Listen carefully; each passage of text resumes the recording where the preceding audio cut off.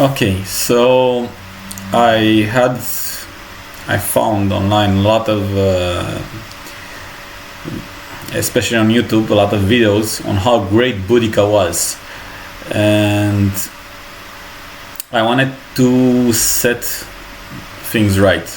Boudicca was a proud woman and a failure. Now, what happened? What started the whole thing, and how it ended? Her husband was a client of Rome. Basically, he was utterly defeated by the Romans, and they agreed that as long as he's alive, he'll be led to rule.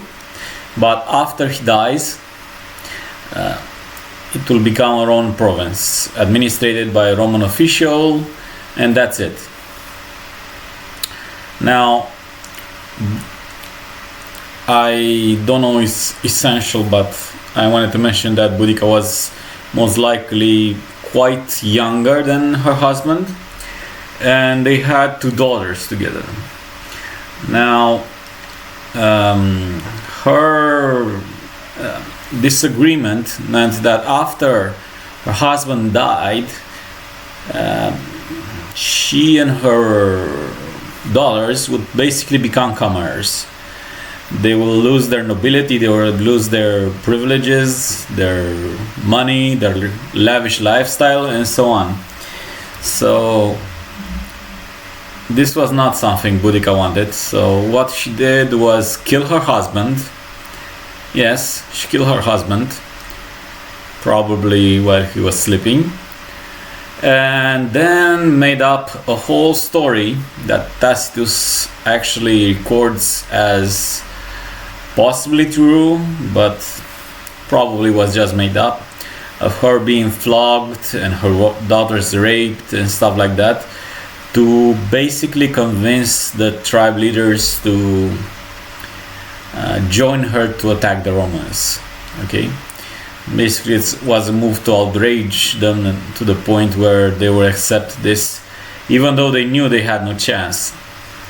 Now, the reason why people say, oh, she was so great and she won, at least at the beginning and so on, was because in the what happened was that Romans basically didn't leave any military, too much military in the province they conquered, because they needed their army elsewhere. So they left only the veterans, basically the people that were the soldiers that were extremely old, that had infirmities, maybe loss of arms, legs, eyes, or other disabiliting factors. And basically they were given a small pitch. Either they would stay in a fort, in a Roman fort, and I don't know, live on their pension, or they were given, if they did something brave in the war, they were given a small piece of land and a house, and that's where they lived. And those areas were the ones that Boudicca attacked and conquered in the first part of her rebellion.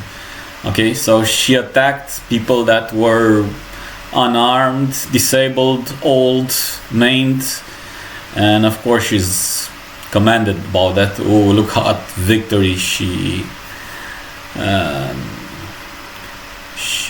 had on the Romans. And of course her tribesmen were drunk on the fumes of victory, even though it was a false victory. And it took quite a while for the Romans to find out that she did this, but when they did, they brought the army, and in one single battle, it wasn't even a series of battles or skirmishes or so on. It was one single battle. In one single battle, the Romans completely crushed her forces. It basically destroyed every army she had. She was basically, I don't know exactly what happened to her, but she was taken as a prisoner, maybe given a punishment, although being a woman and nobility, she probably got a lenient punishment, just as it happens today as well. And that's about it. I mean, it was a revolt out of the fact that they were afraid to live as normal people, and they attacked some people that were old and sick, and she's praised for that, which I do not agree. And then they got crushed when they actually fought the actual army in one battle. And we can see this in sports today. Oh, you have women that fight against the sick and maimed amongst men, and oh, look how much they win. And then when they, even against teenage boys, they lose completely. So yeah, I made this video simply because I couldn't stand this whole Boudicca thing anymore. It's quite disturbing. She's an example of failure. Very few queens or female rulers were actually successful, and generally we have two main patterns.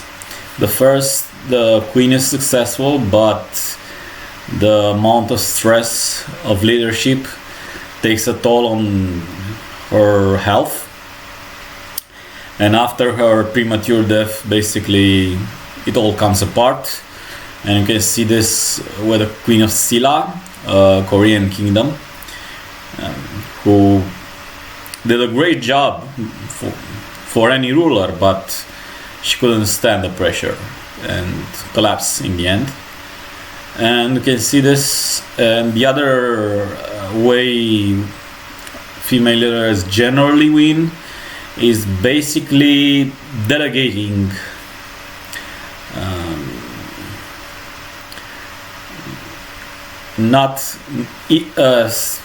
most of their power between a couple of men.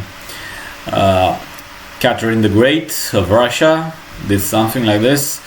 I think most of her power was actually in the hands of her military commander. I think it's Potemkin or something.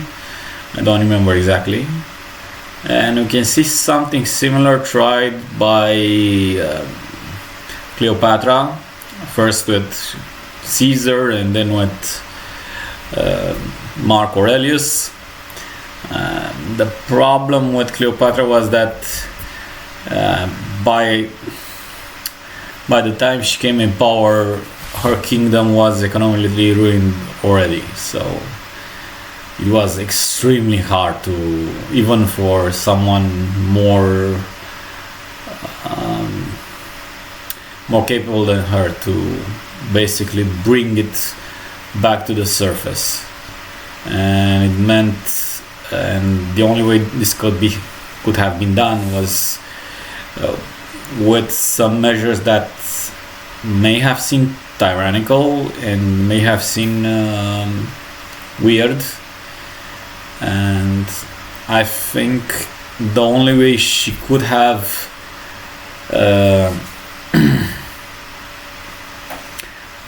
kept Egypt on the flow was to basically take a lot of the power and the money the royal priests had in various temples and try something like, I think Akhenaten did this too. Basically, okay, but anyway, a lot of pharaohs try this. Basically, what you would do is just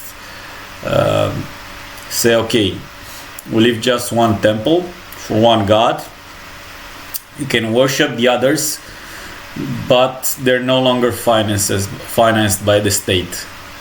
Everything the other temples had basically would be confiscated by the state. And of course she didn't do that. She tried to basically keep the things going just the way they were, and it didn't work. Okay, this is the video. Thank you.